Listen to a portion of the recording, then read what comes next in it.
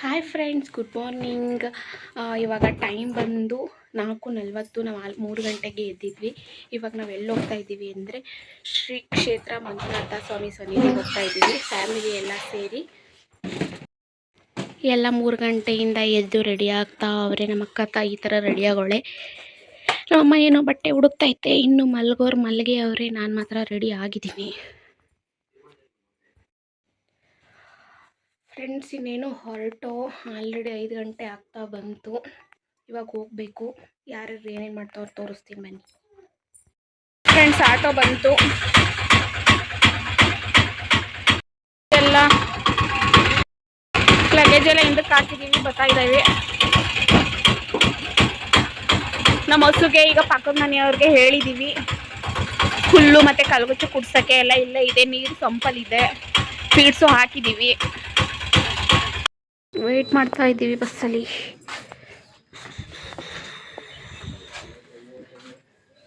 ಇವತ್ತು here last.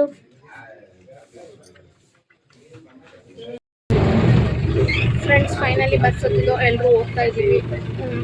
Haasan bus ಸಿಗಲಿಲ್ಲ. Holenarasipura bus ನಿನ್ನ ಫೋನಲ್ಲಿ ಅದೊಂದು ಓಪೋ, ಅದಕ್ಕೆ ಅಂದರೆ ಕರಗಿರೋರೆಲ್ಲ ನಿನ್ನ ಥರ ಬೀಳಕಾಡ್ತಾರೆ. ನೀ ಕರಗಿದೀಯಾ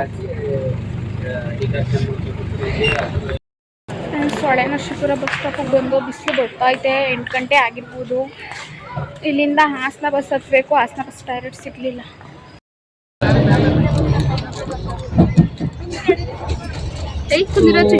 ಬಸ್ಸೇ ಖಾಲಿ ಆಯಿತು. ಈ ಬಸ್ ಇಟ್ಕೊಳಕ್ಕೆ ಒಸಿ ಜಗಳಾಡಿ ಎಲ್ಲರೂ ಒಂದೊಂದು ಸೀಟಲ್ಲಿ ಕೂತವ್ರೆ. ನಮ್ಮ ಅಕ್ಕ ಮನಿಕೋಬೋದು, ಮನಿಕೊಂಡ್ರು ಯಾರು ಕೇಳಲ್ಲ. ಅಷ್ಟು ರಶ್ ಇದ್ದ. ಅವ ಬೇಡಕ ನಮ್ಮ ಕರ್ಕವ ಅಮ್ಮ ನಮ್ಮಬಿಟ್ಟು ಯಾರು ಇಲ್ಲ ನೋಡಿ ಫ್ರೆಂಡ್ಸ್. ಒಬ್ಬೊಬ್ರು ಒಂದೊಂದು ಸೀಟಲ್ಲಿ ಕೂತವ್ರೆ ನೋಡಿ. ನಮ್ಮ ಅಪ್ಪಾಜಿ ತಲೆನೇ ಕಾಣ್ತಾ ಇಲ್ಲ.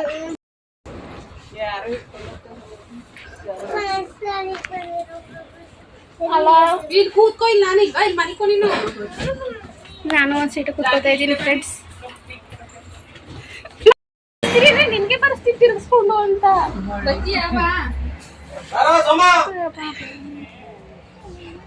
ಆ ಕಡೆಯಿಂದ ಬರುವಾಗ್ಲೂ ಹಿಂಗೆ ಸಿಕ್ಕರೆ ಸಕಲೇಶ್ಪುರದಲ್ಲಿ ಒಂದು ದೊಡ್ಡ ಜಗಳ ಆಗೋಯ್ತು. ನನಗಂತೂ ಬೈದು, ನಮ್ಮ ಅಕ್ಕ ಬೈದು, ನನ್ನ ದೊಡ್ಡಮ್ಮ, ನಮ್ಮಮ್ಮ ಎಲ್ಲ ಜಗಳ ಆಡಿದ್ರು.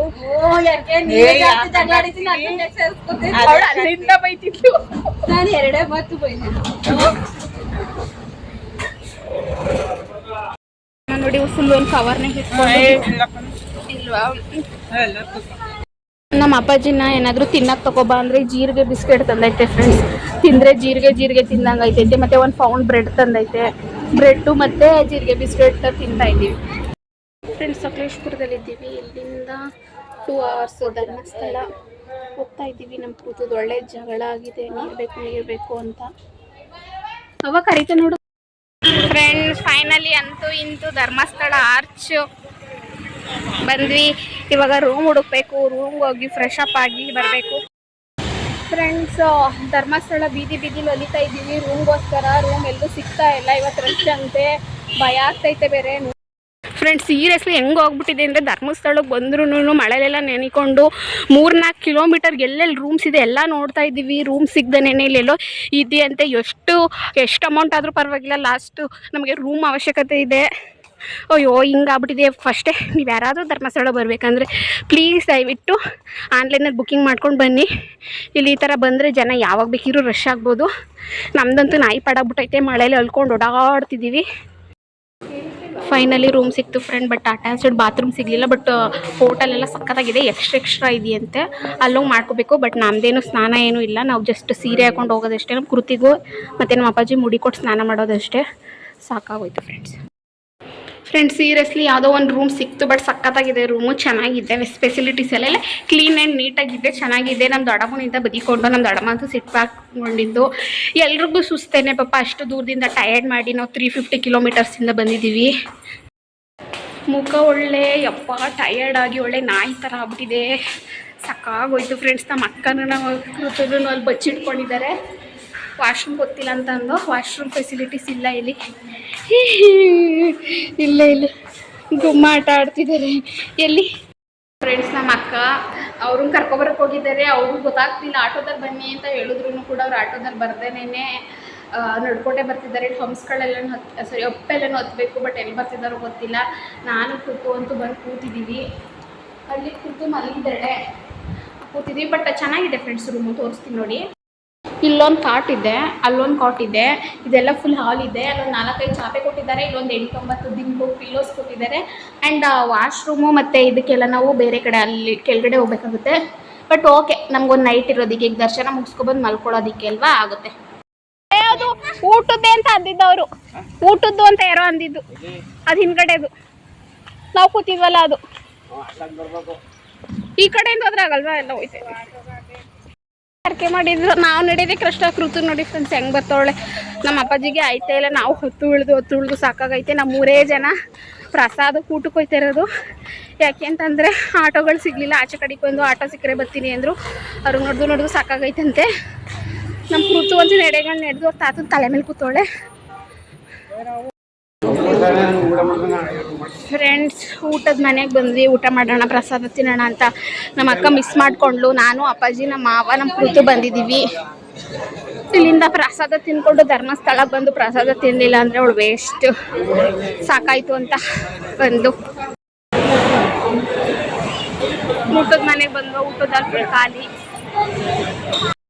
ಧರ್ಮಸ್ಥಳ ಪ್ರಸಾದ ತಿನ್ನೋಕ್ಕೆ ಪುಣ್ಯ ಮಾಡಿರ್ಬೇಕಂತ ಹೇಳ್ತಾರೆ. ಕೆಲವೊಂದು ಪುಣ್ಯಕ್ಷೇತ್ರಗಳಲ್ಲಿ ಅನ್ನ ಸಿಗೋದೇನೇ ಭಾಗ್ಯ ಅಂತ ಹೇಳ್ಬೋದು. ಎಲ್ಲ ಕಡೆ ಅದು ಕರೆಕ್ಟ್ ಟೈಮಿಗೆ ಸಿಗಲ್ಲ, ಮಿಸ್ ಆಗಿಬಿಡುತ್ತೆ. ನಮ್ಮ ಕೃತುಗೂ ಆ ಭಾಗ್ಯ ಸಿಕ್ಕಿದೆ.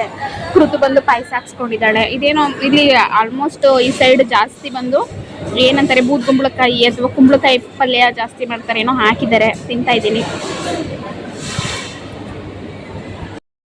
ಏನು ಸಿಗ್ದೇನೆ ಕೊನೆಗೆ ಇಡ್ಲಿ ತಂದ್ವಿ.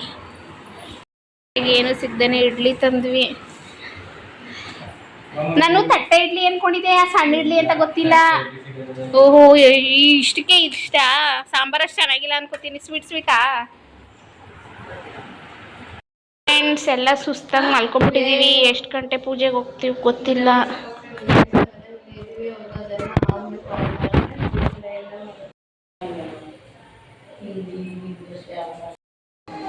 ಎಲ್ಲ ರೆಡಿಯಾಗಿ ಕೂತಿದ್ದೀವಿ ಫ್ರೆಂಡ್ಸ್. ಸಂಜೆ ನೈಟ್ ಪೂಜೆಗೆ ಹೋಗ್ತಾ ಇದ್ದೀವಿ. ನಮ್ಮ ಕೃತು, ನಮ್ಮ ಅಪ್ಪಾಜಿ ಮುಡಿ ಕೊಡಕ್ಕೆ ಹೋಗಿದ್ದಾರೆ. ಏನಾಗೈತೆ? ಓ, ಈ ಥರ ಅದು ಹೇಗೆ ಗೊತ್ತಾ, ಆ ಕಡೆ ಈ ಕಡೆ ನುಲ್ದಾಗ ಕೂರಿಸಿದ್ರೆ ಸರಿ, ಲೂಸ್ ಆದ್ರೂ ಸಿಕ್ಸಕ್ಕಾಗಲ್ಲ ಅದನ್ನು, ಯಾಕೆಂದರೆ ಲೂಸ್ ಆಗುತ್ತೆ.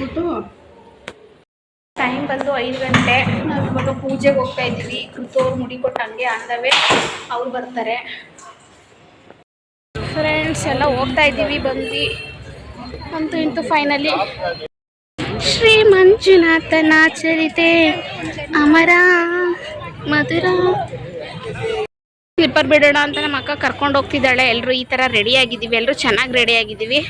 ಎಲ್ಲ ಮದುವೆ ರೀಸೆಂಟ್ ನನ್ನ ಮದುವೆ ಸೀರೆನೇ ಹುಟ್ಟಿರೋದು. ನಮ್ಮ ದೊಡ್ಡಮ್ಮ ಹಾಕಿರೋದು ನನ್ನ ಫೋಟೋ ಶೂಟ್ ಸೀರೆ. ನಮ್ಮ ದೊಡ್ಡಮ್ಮ ಹಾಕಿರೋದು ಫೋಟೋ ಶೂಟ್ ಸೀರೆ. ನಮ್ಮ ಅಕ್ಕ ಹಾಕಿರೋದು ನನ್ನ ಮಂತ್ಲಿ ಶಾಸ್ತ್ರ ಸೀರೆ, ಅಂದರೆ ಒಂದು ತಿಂಗಳು ಕರ್ಕೊಬರ್ತಾರಲ್ಲ ಅದ್ರದ್ದು. ನಮ್ಮಮ್ಮ ಹಾಕಿರೋದು ಕೂಡ ಸೆಮಿ ಸಿಲ್ಕೆ ನನ್ನ ಮದುವೆ ಸೀರೆ. ಆ್ಯಂಡ್ ನಾನು ಹಾಕಿರೋದು ಕೂಡ ನನ್ನ ಹಸಿದ್ರಲ್ಲ ಆ ಸೀರೆ. ನಮ್ಮ ಅಜ್ಜಿ ಹಾಕಿರೋದು ಯಾವುದೋ ಮದುವೆ ಸೀರೆ. ಇಲ್ಲಿ ಒಂದು ಪಾರ್ಕ್ ಇದೆಯಲ್ಲ, ಫಿಶು ಪಾರ್ಕ್ ಎಲ್ಲ ಇದೆಯಲ್ಲ, ಎಲ್ಲ ಕರ್ಕೊಬರ್ತಿದ್ದಾರೆ. ನಮ್ಮ ಅಪ್ಪ ಅವರು ಸ್ನಾನ ಮಾಡ್ಕೋತಿದ್ದಾರೆ. ಹಾಗಾಗಿ ಇನ್ನೊಂದು 10 ಮಿನಿಟ್ಸು ಹೋಗ್ತೀವಿ ದರ್ಶನಕ್ಕೆ. ಇಲ್ಲೆಲ್ಲ ರೆಸ್ಟ್ ಮಾಡ್ತಿದ್ದಾರೆ. ಕ್ಯೂವಿಂದ ಬರೋರು ಇಲ್ಲ ವೆಯ್ಟ್ ಮಾಡ್ತಿದ್ದಾರೆ. ಫ್ರೆಂಡ್ಸ್, ನಮ್ಮ ಕೃತು ನೋಡಿ ಯಾವ ಥರ ಆಗಿದ್ದಾಳೆ ಅಂತ. ಫುಲ್ ಬೋಳ ಆಗಿದ್ದಾಳೆ. ಸ್ಟಿಕ್ಕರ್ ಇಸ್ಕೊಂಡ್ಲು, ನಾನು ಸರ ಹಾಕಿರೋದು ಇಸ್ಕೊಂಡ್ಲು. ಫ್ರೆಂಡ್ಸ್, ಲೈನ್ಗೆ ಹೋಗ್ತಾ ಇದ್ದೀವಿ.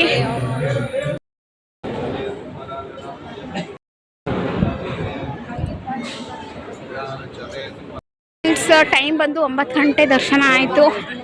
ಇವಾಗೆಲ್ಲ ಹೋಗ್ತಾ ಇದ್ದೀವಿ ಊಟಕ್ಕೆ. ಫ್ರೆಂಡ್ಸ್, ಕೂತಿದ್ದೀವಿ.